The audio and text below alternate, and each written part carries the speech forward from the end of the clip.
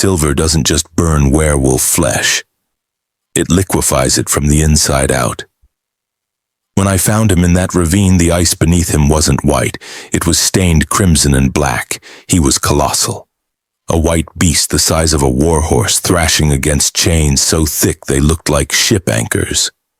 The metal was cooking him alive, filling the air with the stench of charred meat and desperation. Any reasonable person would have turned around. A wolf that massive could snap me in half before I took my next breath. But I didn't turn around. I had a pair of bolt cutters stolen from a construction site and nothing left to lose. I didn't know I was saving the white alpha. I didn't know those chains would spark a civil war, and I sure as hell didn't know that the second the metal broke, he'd shift into a man and mark me as his mate, binding my fate to his forever. The Iron Peak territory didn't just kill you in February. It erased you. I'd learned that truth at 16 when the Pack Council declared me latent, worthless, a genetic dead end born without a wolf spirit. At 24, I'd made peace with invisibility. My converted grain silo 3 miles past the civilized border was more home than the Pack compound ever was. I survived on copper wire.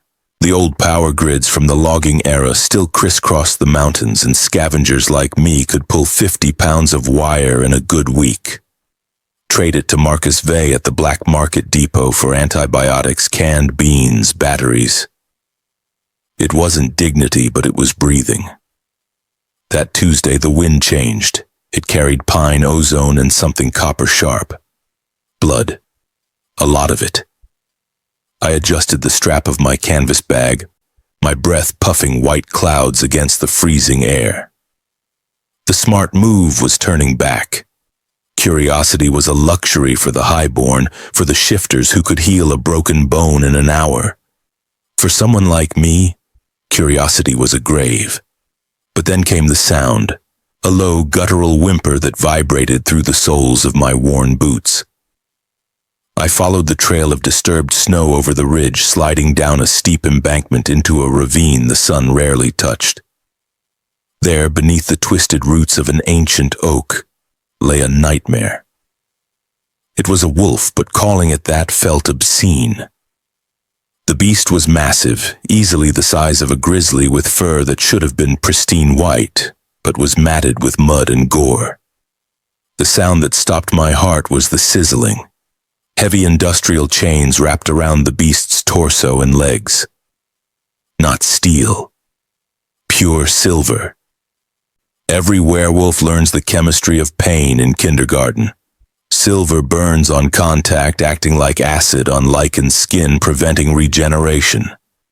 This wolf wasn't just trapped, he was being tortured to death. The chains were pulled taut, anchored to the oak roots with massive iron spikes. Someone had done this deliberately. Someone had left him here to rot. The wolf's golden eyes snapped open and locked onto mine. A growl ripped through the ravine, shaking snow from the branches above. It was a warning. Stay back or I take you with me. I froze. Every instinct screamed at me to run, to scramble up the bank and never look back. But then I saw the wound on his flank. The silver chain had dug so deep it was grating against rib. The infection was already setting in, black veins spiderwebbing out from the metal. You're going to die here, I whispered, my voice trembling. The wolf snarled, snapping his jaws. Foam dripped from his muzzle. I can smell the gangrene from here. If that silver doesn't kill you, the sepsis will finish the job by sunrise. The wolf thrashed, and the sound of searing flesh made me flinch. He collapsed, panting, his strength failing. He watched me with a mixture of hatred and resignation. I reached into my canvas bag. I didn't have a weapon, I had tools. I pulled out my heavy-duty bolt cutters, the ones I used for scavenging copper from the old mines. I'm going to come closer, I announced, holding the cutters up. I'm going to cut the metal. If you bite me, I die, but you die too. Do we have a deal? The wolf didn't nod. Animals don't nod. But the growling ceased. His breathing was labored, a wet rattle in his chest. Chains. I took the first step. The snow crunched obscenely loud, 5 feet away, then 2. The heat radiating from his body was immense, fever hot. Up close the smell was overpowering, musk, infection, and the distinct acidic scent of burning werewolf flesh. I fell to my knees in the bloody snow beside his flank. "This is going to hurt," I muttered, clamping the jaws of the bolt cutters around the thickest chain binding his rear leg. It was 1/2 inch thick. I gritted my teeth and squeezed. The rusted hinge squealed. The chain didn't give. "Come on," I hissed, putting my entire body weight onto the handles. The wolf whimpered, a high-pitched sound that shattered my heart. The pressure was twisting the silver deeper into his wound before it could snap. I know, I cried out, tears stinging my eyes. "Hold on." I readjusted my grip, bracing my boot against the wolf's hip, a move that was suicidally dangerous, and heaved. Crack! The metal snapped. The tension released instantly, the chain slithering off his leg like a dead snake. The wolf howled, a sound of agony and relief. 1 down, 3 to go. It took 20 minutes. 20 minutes of wrestling with hardened silver while a 1,000-pound predator watched my jugular. When I finally positioned the cutters over the chain around his neck, the one choking him, his golden eyes met mine. There was clarity there. Intelligence. "Last one," I whispered. I squeezed. The metal groaned, then with a loud ping the collar shattered. The white wolf slumped into the snow, free. I scrambled back, dropping the cutters, suddenly realizing how defenseless I was. "Go," I said. "Go heal." But he didn't run. The wolf's body began to convulse. The sound of bones breaking and reforming echoed off the ravine walls, a wet, sickening crunching noise. The fur receded, soaking back into skin. The muzzle shortened. The paws elongated into hands. In seconds, the massive beast was gone. Lying in the red snow was a man. He was stark naked, steam rising from his fevered skin. Huge, corded with muscle, his body a map of scars even before the fresh burns. His hair was black as pitch, wet with sweat plastered to his forehead. I covered my mouth to stifle a gasp. I knew that face. Every person in the territory knew that face. It was Fenrir Stormclaw, the White Alpha, the ruler of the Western Territories. The man rumor said had executed 3 rogue packs to maintain order. He was supposed to be in the capital, ruling with an iron fist. Not chained like a dog in a ravine 300 miles away. Fenrir coughed, spitting up blood. He tried to push himself up, his arms shaking but collapsed. His eyes, still that piercing inhuman gold, found me. He didn't say thank you. His voice was wrecked, like gravel in a mixer. "You touched the silver," he rasped, looking at my hands. I looked down. My gloves had burned through. My palms were blistered red where I'd brushed against the chains. "I had to," I stammered. "Run!" Fenrir commanded, his voice gaining a terrifying edge. "My cousin, Vesper, he's hunting. If he finds you with me, he will skin you alive." I stood, panic seizing my throat. Vesper Stormclaw, the Alpha's cousin, the general of the army. I looked at the unconscious king in the snow. If I left him, the cold would kill him in an hour. If I stayed, the most dangerous wolves on the continent would kill us both. I'd spent my whole life being invisible, being safe. "Damn it!" I cursed.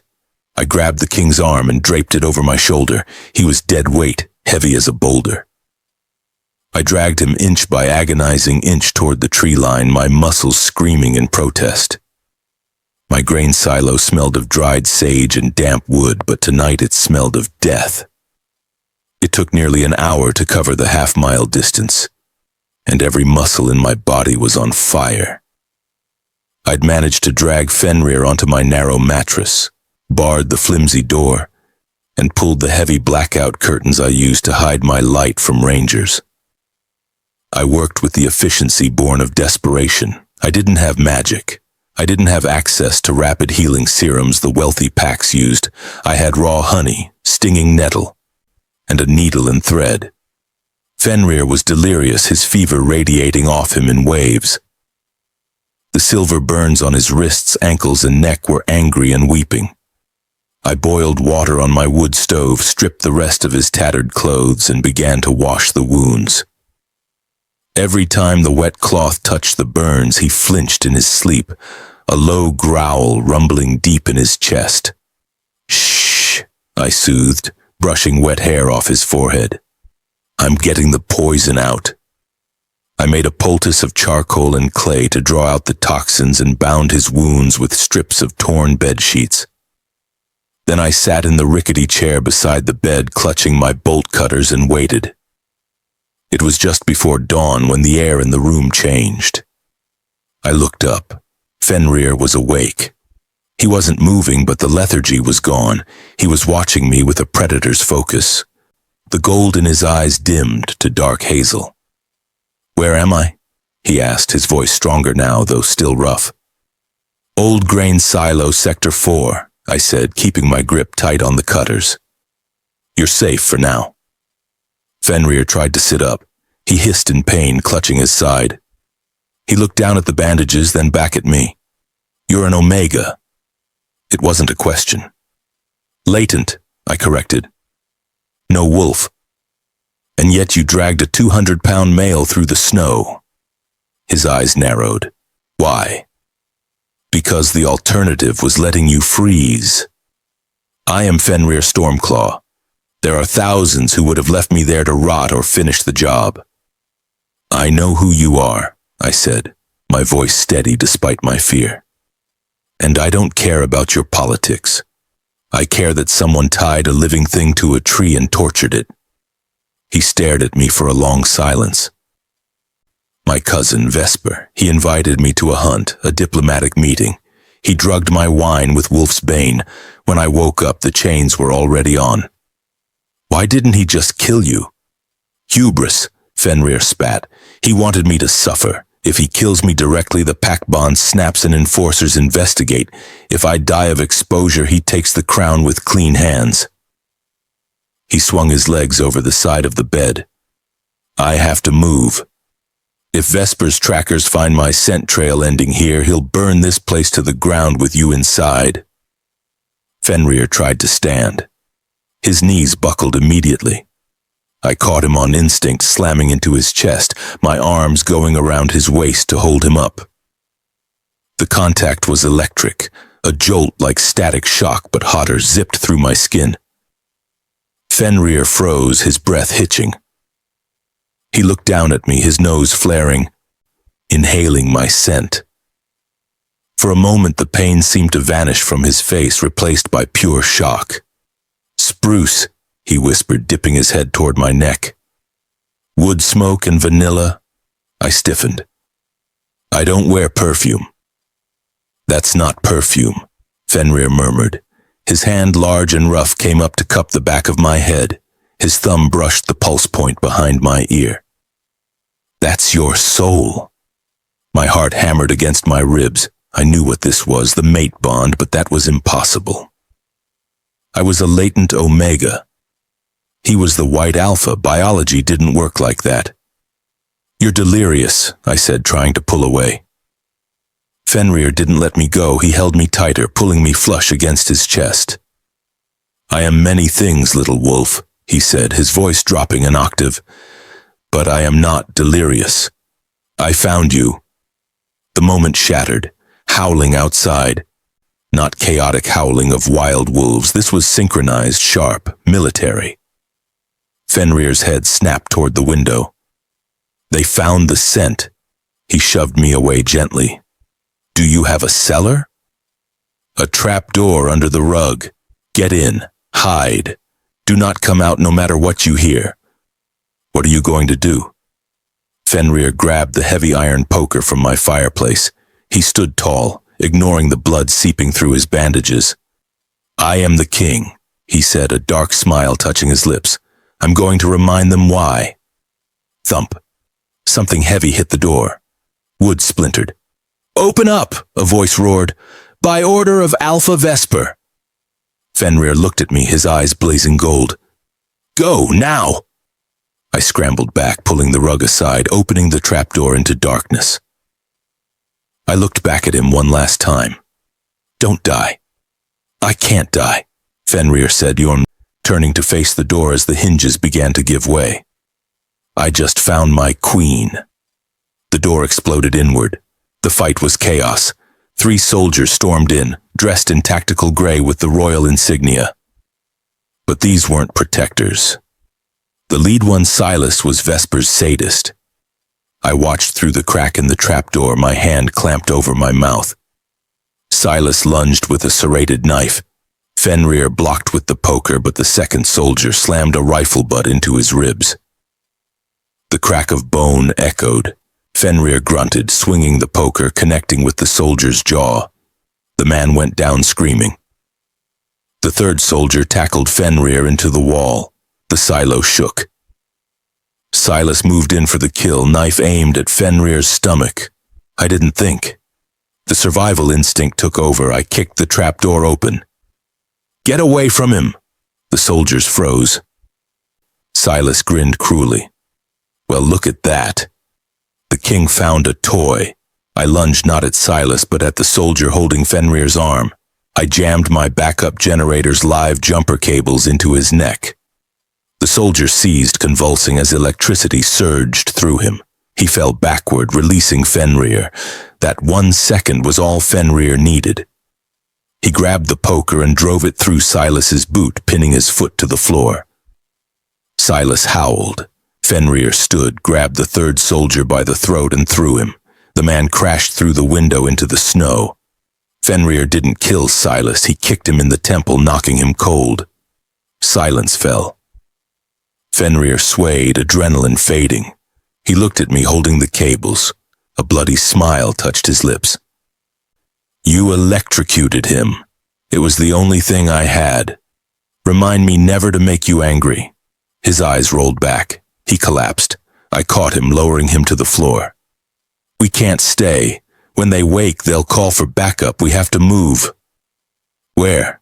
"The quarry mines," I said. "The tunnels go for miles. They block signals and scent. It's the only place they can't track us." We left 3 minutes later. As we disappeared into the tree line, I looked back. My sanctuary was gone. I was a fugitive now. But as I felt Fenrir's weight on my shoulders, I realized something terrifying. I didn't regret it. The wind screamed. We'd been walking 2 hours. Snow was knee-deep. Fenrir was deteriorating, his weight increasing as his legs gave out. "Leave me," he gritted through chattering teeth. "You can make it if you run." "Shut up," I snapped. "I didn't cut those chains just to let you die in a snowbank. Keep walking." We reached the quarry entrance as the moon broke through clouds. The entrance was boarded with warning signs. I pulled aside a loose board and shoved Fenrir through. Inside, the air was stale and cold, but still. I guided him deep using my tactical flashlight. We reached the grotto, a small, dry cavern. I dumped my pack and helped Fenrir sit. He slid down, head lolling back. The black veins had reached his collarbone. "I need to check the wounds," I said. I cleaned the slashes Silas had inflicted. Fenrir was too weak to flinch. "Arya," he whispered. It was the first time he'd used my name. "Why can't I heal? The silver's gone." "It was industrial grade," I explained softly. "Coated in wolf's bane concentrate. It suppresses your wolf spirit. Your body doesn't know how to fix itself." Fenrir closed his eyes. "Then I am just a man. A dying one." "You're not dying," I said fiercely. I stripped off my coat and laid it over him, then sat beside him. It was freezing. "You're cold," he murmured, lifting his arm. "Come here." I hesitated, then scooted closer. He wrapped his arm around me, pulling me into his side. Despite the fever, he was a furnace. For a long time, we sat in the dark. "You smell like home," he said, his nose brushing my hair. I've spent 10 years in the capital, gold chandeliers, silk sheets, women who smell like rose oil and ambition, and I never felt settled until I smelled spruce and rust. My heart skipped. Rust? You smell like hard work, like survival. He shifted, wincing. Do you know what the legend of the white wolf says? He is pure power, pure aggression. If he mates with another alpha, the power consumes them both. He needs an anchor, someone who isn't swayed by power because they've never had it. He reached up, his thumb tracing my jaw. I'm saying you are the only thing in this world that is real. If I survive this night, I'm going to spend the rest of my life proving that to you. The air crackled between us. I leaned in, unable to help it. Suddenly Fenrir stiffened. His body went rigid. Arya, he gasped, back arching. His eyes flew open, entirely black. Run! What? Why? The wolf's bane, it's wearing off. My wolf is coming back, but he's hurt, mad with pain. I can't control him. He roared, clawing at his chest. Get out! I grabbed my bag and ran. I didn't run far. 50 yards down the tunnel, hiding behind a mine cart. I listened to the sounds of transformation, bones cracking, snarling. Then silence. Then new sounds. Sniff. Sniff. Heavy paws on stone. He was hunting. The footsteps stopped right behind the cart. A low growl vibrated through the metal. He knew I was there. I realized if I ran, I triggered the chase. If I hid, I was prey. There was only one option. The anchor. I stood up, turned on my flashlight, aiming it at the ground between us. The white wolf was there, terrifying. Lips curled, teeth like daggers, gums black with poison, crouched to spring. It's me, I said, voice shaking. The girl from the snow. The wolf snapped his jaws. I know it hurts, but you don't want to hurt me. He paused, golden eyes wild, tilting his massive head. Smell me. Spruce and vanilla. The wolf huffed, leaned forward inch by inch. His wet nose twitched. I didn't move. I let the monster bring his jaws within an inch of my pulse. He inhaled deeply. Slowly the snarl dropped. The bristled fur smoothed. A whine escaped his throat. He nudged my hand. I stepped forward and buried my hands in the fur of his neck. I've got you. I sank to my knees. The massive wolf collapsed, resting his head in my lap, shivering violently. I sat there for hours, stroking his ears, humming while the king slept. Daylight was blinding. We emerged 3 miles north. The storm had passed, leaving the world buried in white. Fenrir was human again, wearing the shredded flannel, leaning on a makeshift crutch. He looked pale and hollow-cheeked, but his eyes were clear. We need a car, he said. If we can reach the highway, I can contact the northern pack. Ranger station 2 miles east, I said. They keep a jeep. I've borrowed gas before. He smirked. You're a criminal, Arya Frost. I'm resourceful, there's a difference. We moved as fast as his injured leg allowed. The forest was too quiet. When we reached the clearing, I stopped. Wait, the generator should be humming, it's always running. Fenrir grabbed my arm, pulling me behind logs. It's a trap. Vesper knows the terrain. He didn't chase us, he waited. A voice boomed over a loudspeaker. Fenrir, be reasonable. Floodlights snapped on. Soldiers emerged, dozens of them forming a tight circle. Walking through the center in a pristine black coat was Vesper Stormclaw. Lean where Fenrir was massive silver-white hair, ice-blue eyes. Come out, brother, Vesper called. You look terrible. Fenrir closed his eyes, then looked at me, gripping my shoulders. When I go out there, you stay hidden. When they take me, you run. No. Arya, please. He will kill you to hurt me.